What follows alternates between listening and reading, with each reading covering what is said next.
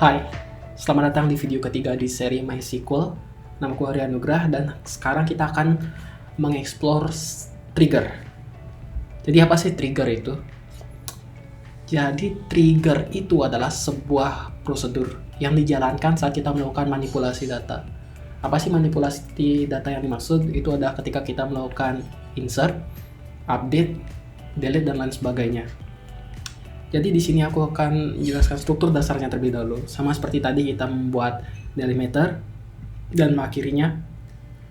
Lalu untuk query membuat trigger itu sendiri, itu query-nya adalah create trigger. Nama triggernya, after, tipenya. Tipe-tipe ini ada after update, after insert gitu. Saya itu on, saya itu nama tabel. Nama tabel ini adalah tabel apa yang mau kita awasi. Misalkan kita ingin mengawasi tabel transaksi. Jadi ketika ada insert di tabel transaksi, lakukan prosedur di bawah. Itu maksud dari for each row ini adalah kita melakukan memanggil ini kepada setiap row yang ditambahkan. Jadi trigger itu nggak lebih dari sebuah prosedur yang dijalankan secara otomatis. Kalau prosedur, tadi kan kita menjalankannya dengan pergunakan query call nama prosedur. Sedangkan trigger ini akan dijalankan otomatis oleh MySQL setelah adanya manipulasi data. Itu adalah perbedaan utamanya. Lalu di trigger itu ada dua parameter tambahan yang otomatis ditambahkan, yaitu new dan juga old. New ini hanya bakalan ada, new ini ada di insert, di tipe insert, sedangkan jika kalian pergunakan update, after update, bakalan ada juga parameter old. Di sini kita bisa mengakses baris data yang dulu sebelum melakukan update dan new setelah melakukan update. Itu kita bisa melakukan kalkulasi matematika dan lain sebagainya untuk mengetahui apa sih yang perlu dirubah. Di sini kita menemukan sebuah masalah di database kita. Ketika kita menambahkan sebuah data ke TB transaksi, kolom tersedia di TB tayang itu tidak berubah. Jadi seperti ini. Tadi kan kita menambahkan baris 1 dan 2 dengan kuantiti 3 dan 3. Tapi di TB tayang ID 1 jumlah kursi tersedia itu masih 30 gitu. Kita bisa sih melakukan ini manipulasi terhadap TB tayang di prosedur yang sebelumnya. Tapi di sini aku akan pergunakan trigger untuk menyelesaikan masalah ini. Kita akan pergunakan trigger after insert. Sebagai contohnya, untuk membuat sebuah trigger, kita akan kembali menuju terminal. Untuk membuat sebuah trigger, seperti yang aku jelaskan tadi, kita perlu membuat delimiternya.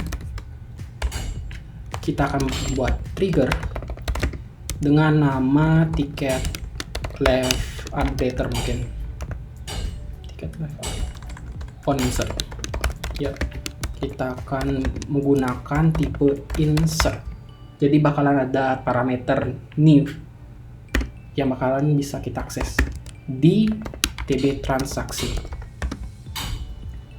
After insert on TB transaksi, lalu kita akan menambahkan for each row.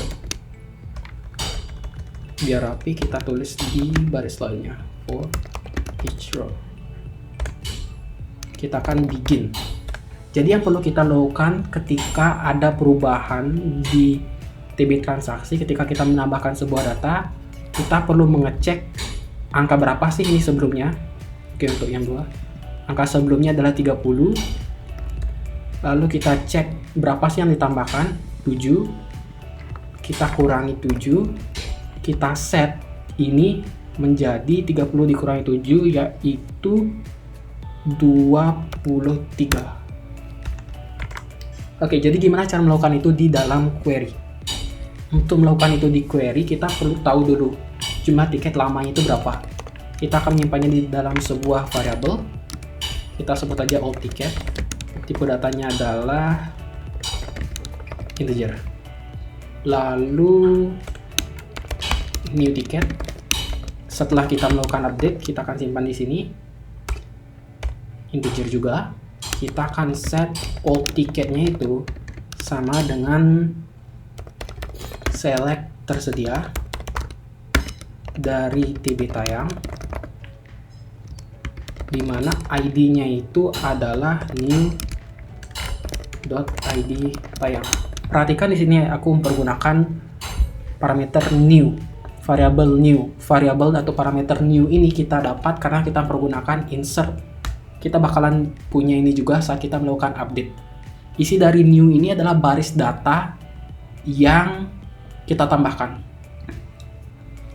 Setelah kita men-set all ticketnya, kita akan set new ticket. New ticket itu adalah jumlah all ticket dikurangi dengan jumlah yang ditambahkan. Jadi kalau ini 37 Juli, 30 dikurangi 7, hasilnya adalah 23. Kita mendapatkan 30 ini dari query all ticket, yaitu 7 ini dari new dot quantity. Oke. Setelah kita set new ticketnya, kita bisa melakukan update tb tayang. Kita update kolom tersedianya menjadi new ticket, di mana ID-nya itu adalah new.id tayang. Sekali lagi kita mempergunakan parameter new, variable new ticket where id new.id tayang. Oke, udah selesai. Setelah kita melakukan update, kayaknya udah selesai. Kita akhiri pemuatan query-nya. No database selected. Aku lupa men-select database. Jadi nama database kita itu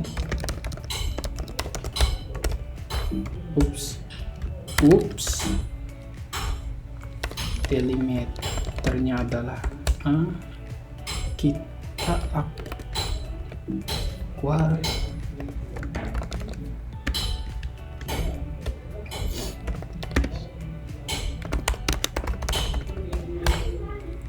Oke, tadi ada masalah dikit, yaitu aku belum men-select database yang akan aku gunakan. Jadi kita akan ulangi lagi. Ini kita akan pergunakan create trigger. Tapi sebelum itu kita perlu set lagi delimiternya jadi delimiter yang jadi double. Lalu kita gunakan create trigger. Ini tidak ada perubahan dari yang sebelumnya. Oke, jalan delimiter. Kita kembalikan ke titik koma. Oke, kita lihat isi dari tb tayang saat ini.